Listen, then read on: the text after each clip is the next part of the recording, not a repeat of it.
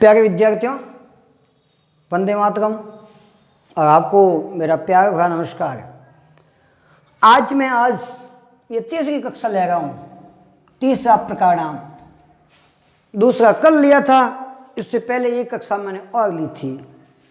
और कल वाली कक्षा में 24 घंटे पूरे होने, उससे पहले आप लगभग 400 व्यू हो गए तथा 60 से ऊपर लाइक हुए। इसलिए मेरा आत्मविश्वास बड़ा उत्साहवर्धन हुआ, इसलिए मैं आज वापस लेने आया हूँ। और मेरा सबसे अच्छा प्रकरण जो है प्रकरणम, वो मैं आपको पढ़ाने जा रहा हूँ। उच्चारण स्थान के साथ सरल संधि प्रकरणम।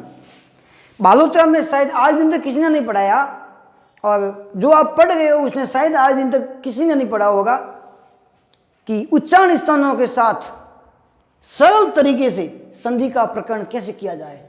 संधि हमेशा अलग तरह से हम पढ़ते थे, लेकिन उच्चारण स्थानों के साथ कैसे पढ़ा जाए वो हम आज पढ़ेंगे। लेकिन उससे पहले कल वाला प्रकरण सरल रूप में मैं बता देता हूं, जो एक बार अपन वापस देखते हैं। सर्वप्रथम में ध्यान होना चाहिए हमारे स्वर कौन कौन से हैं। स्वर है अ, आ, ई, उ, ऊ, री,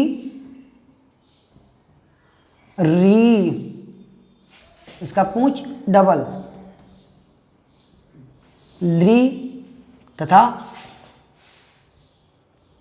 ए, आई, ओ, औ, अंग, अह।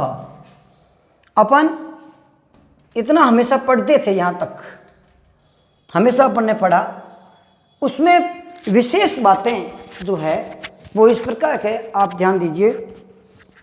विशेष बातें कि ये चीज हमेशा अपन पढ़ते थे अ से अनार के साथ में, लेकिन ये स्वर नहीं है, ये स्वर नहीं है दोनों। इनकी गिनती, इनका योग, गिनती यानी योग या जोड़, न तो स्वरों में होता है और न ही व्यंजनों में। इनका अयोग है, किसी में भी योग नहीं है। फिर भी हम इसको ढो रहे हैं, इनका भार ढोते जा रहे हैं, वहां फिर भी हम इनका वाहन कर रहे हैं, वाहक कर रहे हैं। इसे इनको बोलते हैं अयोग वाह। ये स्वर नहीं, अयोग वाह है दोनों, अयोग वाह। तथा ये दोनों स्वर है, लेकिन हिंदी में ये स्वर नहीं है। ये संस्कृत के स्वर है, संस्कृत में है, हिंदी में नहीं।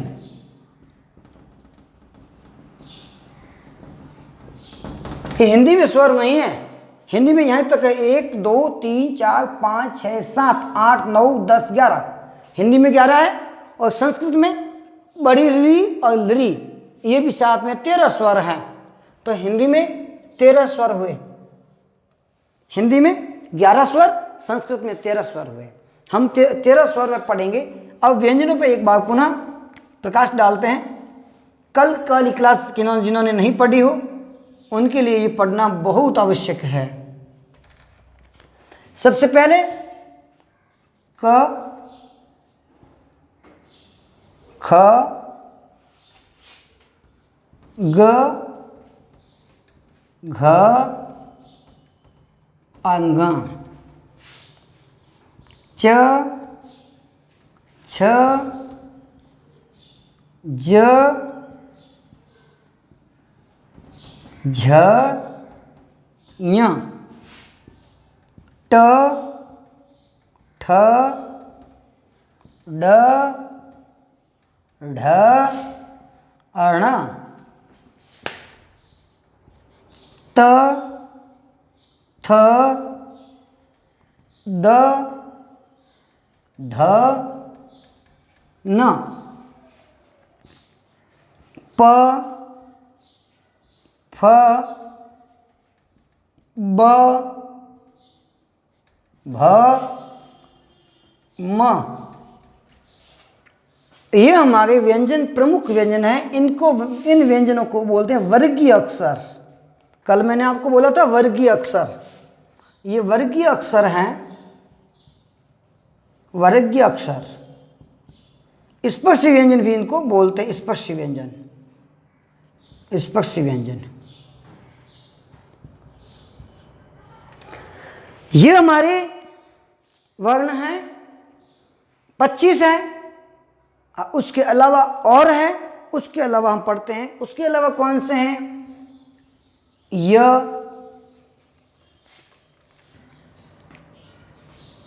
र, ल तथा व।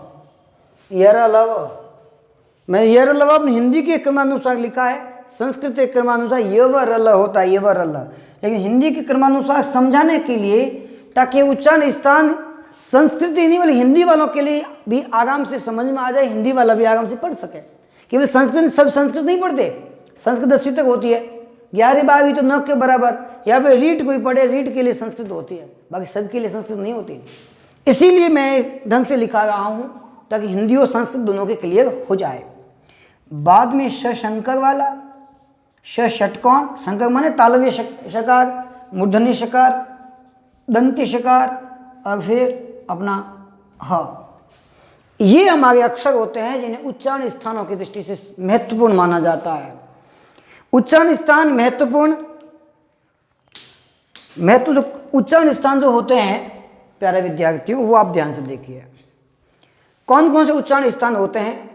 मैं उच्चारण स्थान बताऊं, ढंग से पढ़ाना शुरू करूं, तब 5 सेकंड आपको टाइम देता हूं कि आप पहले लाइक कीजिए। लाइक नहीं आएंगे आज तो मैं कल क्लास नहीं लूंगा, सीधी सी बात है। क्यों मैं क्लास लेता क्यों हूं, इसका कारण क्या है? इससे मुझे क्लास लेने घर से आता हूं, गाड़ी का पेट्रोल जलाकर मैं टाइम भी खराब करता हूं तथा कोरोना का, लॉकडाउन का उल्लंघन भी कर रहा हूं मैं, लेकिन आप सभी विद्यार्थियों के लिए कर रहा हूं। उसके महत्वपूर्ण काम यह है, मैं छोटी सी आपको ध्यान है, 2 मिनट की कथा तो हमेशा सुनाता ही हूँ, कहानी, छोटी सी ज्ञानवर्धक कहानी। एक गांव में एक बड़ा भविष्यवेता रहता था, उसने प्यारे विद्यार्थियों घोषणा की। हालांकि ये कथा मैंने रात को मेरे अच्छे दोस्त को सुनाई फोन पर, उसने कहा बहुत अच्छी कहानी है, इसलिए आपको मैं वापस सुना देता हूँ। मैंने उनको सुनाई थी। तो एक भविष्यवेता था, उसने कहा इस गांव में 7 साल तक लगातार अकाल पड़ेंगे, 7 साल तक एक बूंद पानी की नहीं गिरेगी, एक बूंद। तो भविष्यवेता, वो उसकी बात सब मानते थे, वो सही भविष्यवाणी करता था। तो सब लोग गांव छोड़कर अन्यत्र चले गए कि इस गांव में तो अकाल पड़ेगा। अरे 7 साल अकाल एक बार हो तो हो, अपन को अब कहते भाई यहाँ पे इस बालोतरा में 1 महीने लगातार लाइट नहीं आएगी, तो भी क्या गए, इसलिए तो बाहर से लोग वापस गांव आ रहे हैं। तो सब चले गए, एक आदमी बैठा था, वो नहीं गया। सबने कहा चलो आज अकाल पड़ने वाला है, 7 साल अकाल, बूंद पानी की नहीं गिरेगी, जिसको त्रिकाल बोलते हैं। अकाल कहते हैं जब अन्न पैदा नहीं होता, अकाल उसको बोलते हैं। और द्विकाल बोलते हैं न तो अन्न पैदा होता है न घास पैदा होती है। और त्रिकाल, त्रिकाल उनको बोलते हैं न तो अन्न पैदा होता है न घास पैदा होती है न पानी आता है। तब सब छोड़ के चले गए। ये कहता मैं तो यही रहूंगा, वो बैठा रहा। तब प्यारे विद्यार्थियों, तब क्या किया, मैं कहानी सुनाऊं तो लाइक कर देना। तब वो जो ही बारिश का मौसम आया, वो अपने घर से हल तरह बैलों की जोड़ी लेकर निकल पड़ा खेत की ओर, और खेत में जोतने लगा हल, सूखी धरती में, सूखे खेत में। एक छोटी सी बादली आई, उसने गर्दन निकाल के देखा कि भाई ये क्या कर रहा है। उसको पूछा, हे बुड्ढे तू क्या कर रहा है? सब यहां से निकल गए गांव छोड़ के, तुझे ध्यान नहीं 7 साल अकाल पड़ेंगे। प्यारे विद्यार्थियों बात ढंग से सुनना, मैं किस लिए पढ़ाने आता हूं वो मैं कह रहा हूं। तब बादल ने कहा तुझे ध्यान नहीं बुड्ढे, 7 साल अकाल पड़ेगा, फिर भी तुम यहाँ आते हो। तब उसने बुड्ढे ने जवाब दिया, हे बादली मैं इसीलिए नहीं आता हूं कि बारिश होगी या नहीं होगी, मैं इसीलिए यहाँ खेत जोतने के लिए आया हूं कि 7 साल तक लगातार अकाल पड़ेंगे।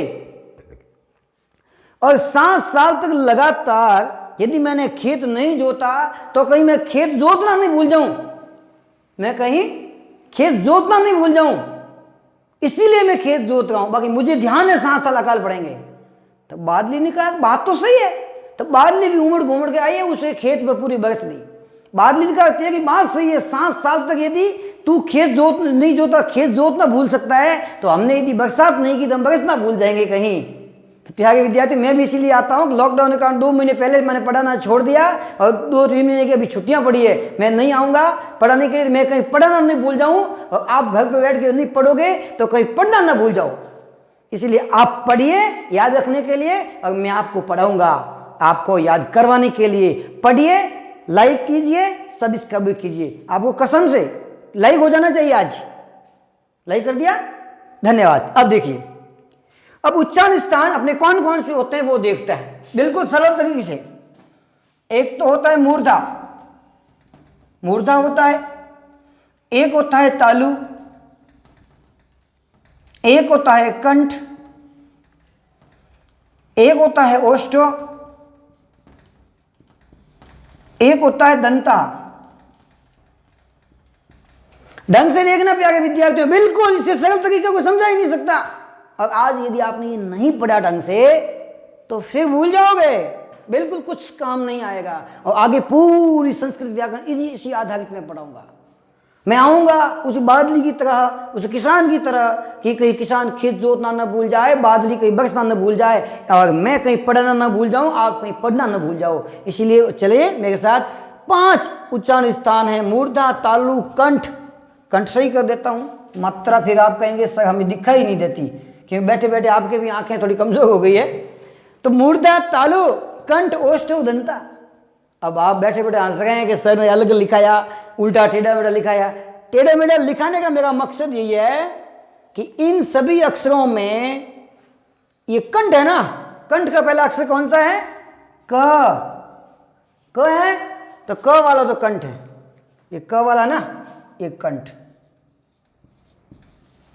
क वाला कंठ।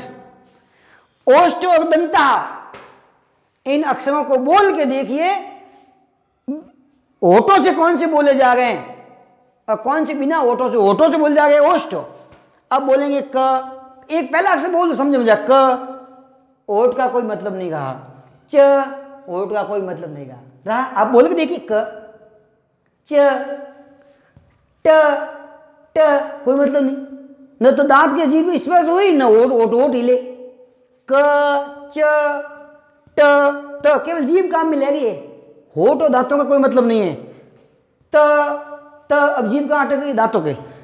त दांतों के बिना जिसके दांत नहीं है वो त, थ, द, ध, न नहीं बोल पाएगा। जिसके दांत नहीं है वो त, थ, द, ध, न नहीं बोल पाएगा, कि दांत नहीं है तो जीभ किसके टकराएगी? बिना टकराए बोल ये शब्द नहीं निकल। इसे त, थ, द, ध, न दांतों के हैं, तो ये दंता, ये अपना दंता, ये वर्ण है दंतीय वर्ण है, दंता। इनका उच्चारण स्थान दांतों से रहेगा। प, फ, ब, भ, म सब होठ, होठों में नहीं बोला। बाकी तो क, ख, ग, ग, ड़, च, छ, च, ज, न, ट, ट, ड, ड, न, त, त, द, ध, न, अ, आ, बिना होठों के प, फ बोलो, ए नहीं बोल पाए, बिना होठ शब्द नहीं होंगे। प, फ, ब बिना होठ है, तो ये ओष्ठ्य वर्ण है, ये ओष्ठो है, ये ओष्ठो है। ये अपना तालु है, तालु है, ये मूर्धा है, ये मूर्धा है। हालांकि मैं और समझाऊंगा, इस सरल सरल मैंने बता रहा हूं, ढंग से समझाऊंगा।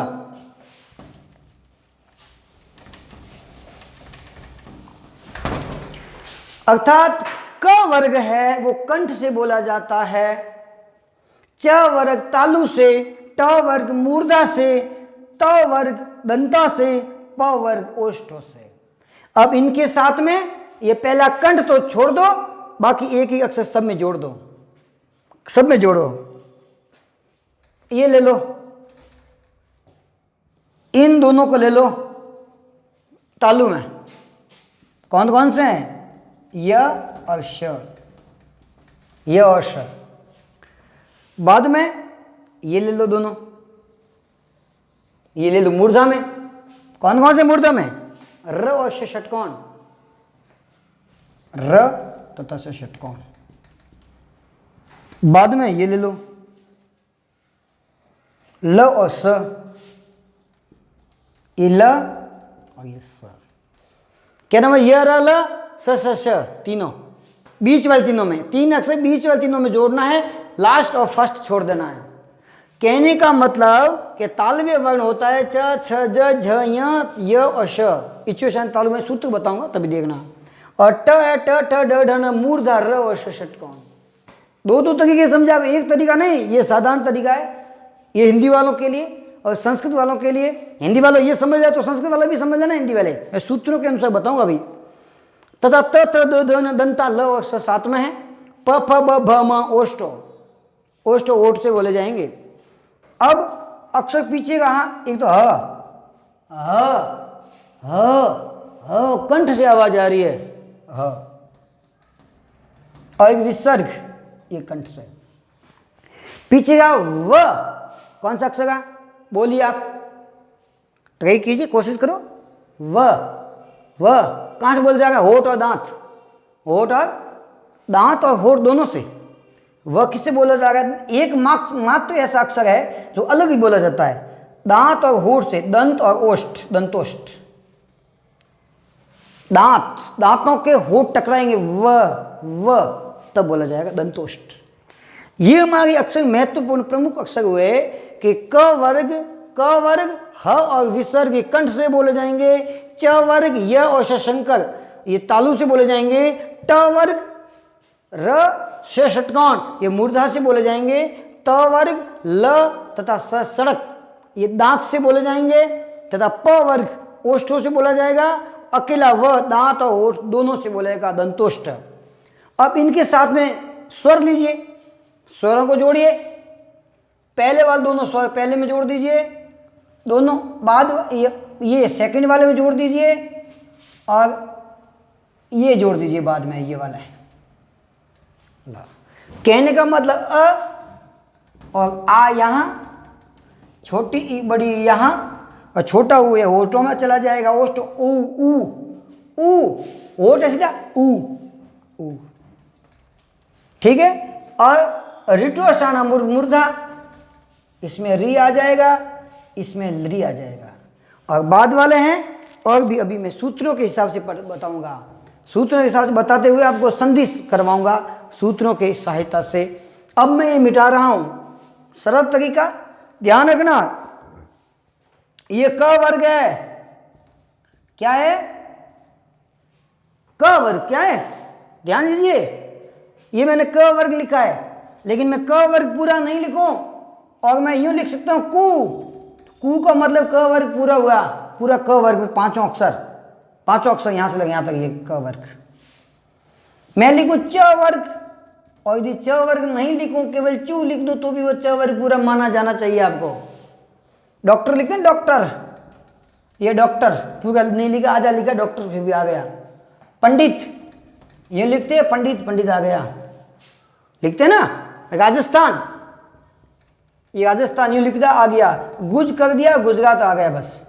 तो संक्षिप्त में कू लिखूं या चू लिखूं, कू तो कू क वर्ग, चू यानी च वर्ग, टू एंड ट वर्ग, टू त वर्ग, पू प वर्ग, ये ध्यान रखिए। अब हम आगे चलते हैं कि देखिए उच्चारण स्थानों के साथ संधि कैसे पढ़ी जाए, वो अपन अभी पढ़ रहे हैं। ढंग से पढ़ना, आनंद आएगा, बड़ा आनंद, ऐसा आनंद कि आपने आज दिन तक नहीं पढ़ा होगा। और दूसरी बात ध्यान रखना, जब भी जो प्रकरण अच्छा लगे और आप चलते हुए वीडियो में नहीं देख सको, तो आप क्या करना, चलते वीडियो में देख नहीं सको तो उसका स्क्रीनशॉट ले लेना, और स्क्रीनशॉट लेकर के आप देख लेना, बाद में आराम से पढ़ लेना, रजिस्टर में उतार देना। अब उच्चारण स्थान बता रहा हूं आपको। पहला सूत्र, उच्चारण स्थान का पहला सूत्र है, वो मैं आपको करवा रहा हूं। अकुह, अकुह विसर्जनीयानाम, अकुह विसर्जनीयानाम कंठः, कंठः, अकुह विसर्जनीयानाम कंठः। दूसरा सूत्र, इचुयशानाम तालु, इचुयशानाम तालु। और तीसरा ऋटुशानाम मूर्धा,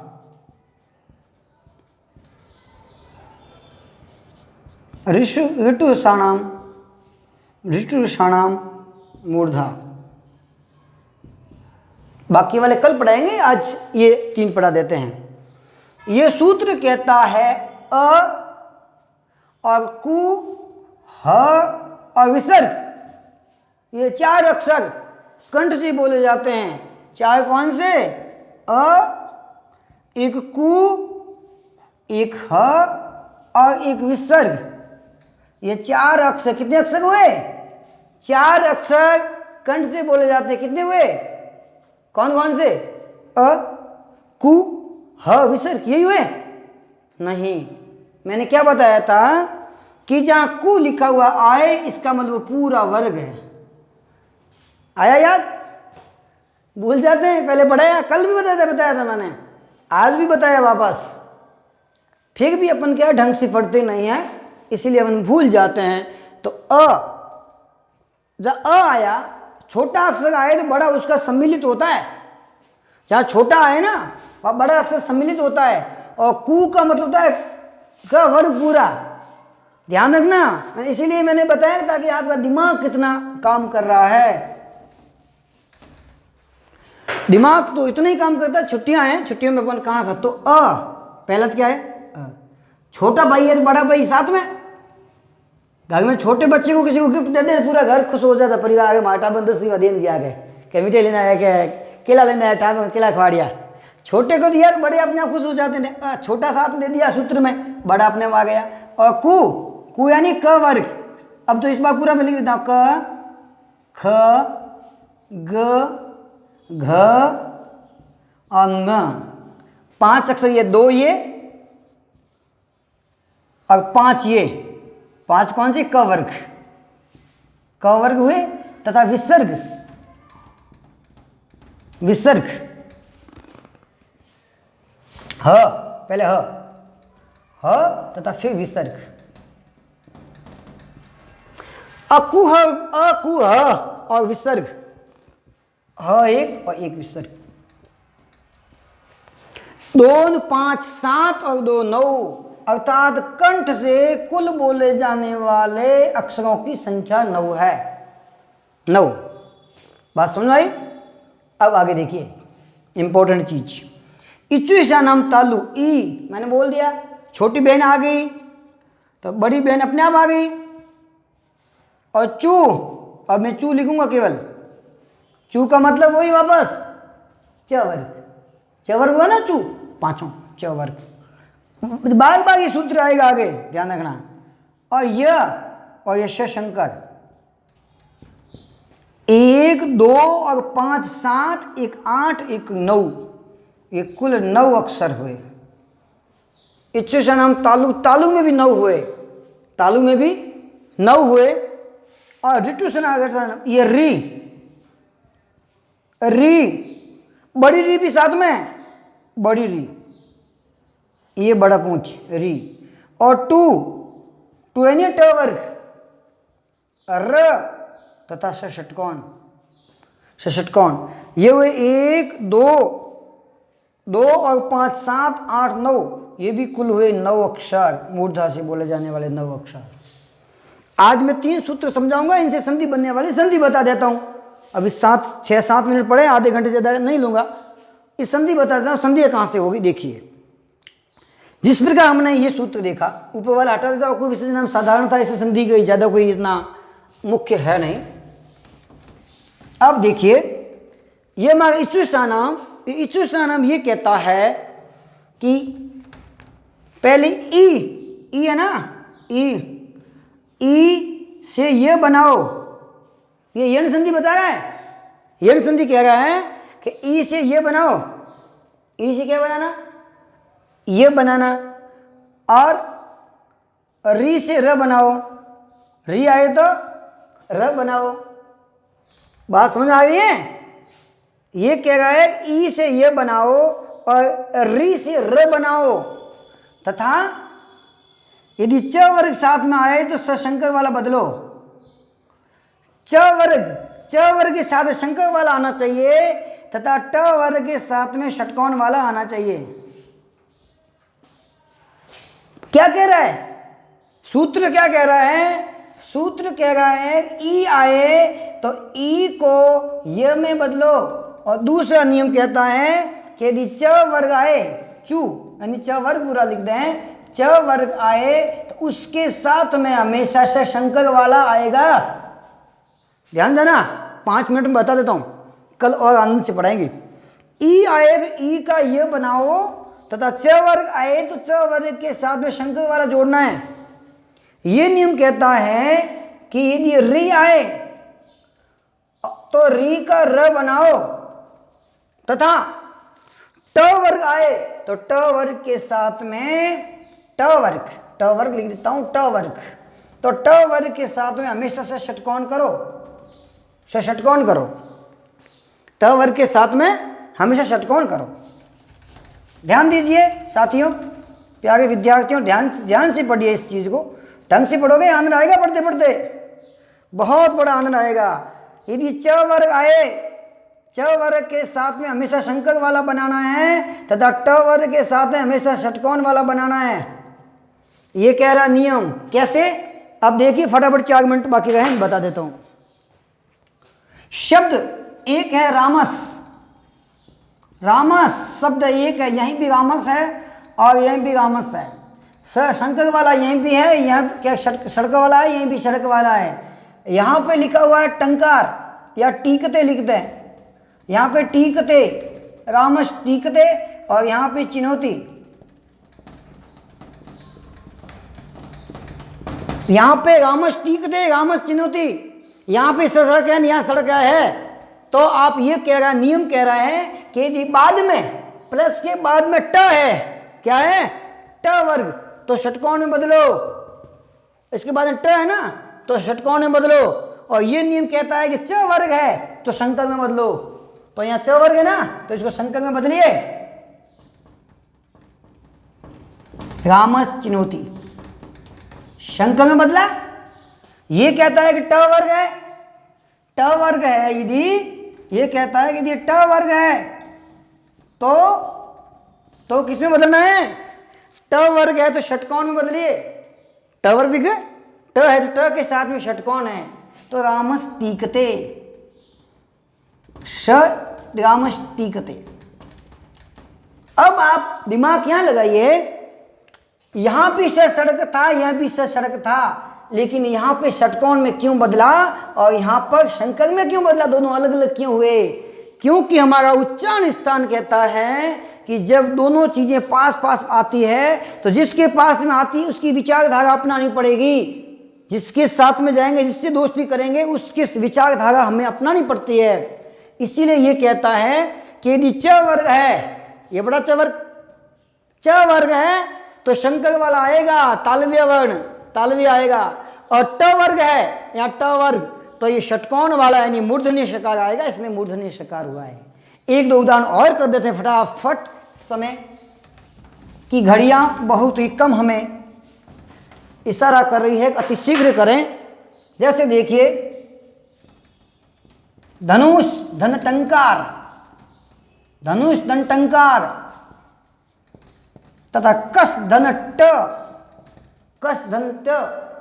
अब देखिए यहां पे सड़क वाला है और यहां ट है, तो ट है तो ट के साथ में हमेशा षटकोण बदलेगा, धनुष टंकार, और यहां पे कष्ट। ठीक है, लाइक आप कर देना, इतना लाइक करना, इतना व्यू करना, इतना आगे से फैलाना कि कल मुझे और इससे अच्छा आगे पढ़ाऊंगा। 3 सूत्र है, 3 सूत्रों में आपने काफ़ी अच्छा पढ़ा होगा और कल मैं और अच्छा पढ़ाने की कोशिश करूंगा। मैं आशा करता हूं, आपसे अपेक्षा करता हूं कि मेरे लाइक करेंगे तथा व्यू करेंगे, देखेंगे, आगे से आगे भेजेंगे। अपने घर पे रहिए, सुरक्षित रहिए। धन्यवाद। जय हिंद, जय भारत दोस्तों। नमस्ते।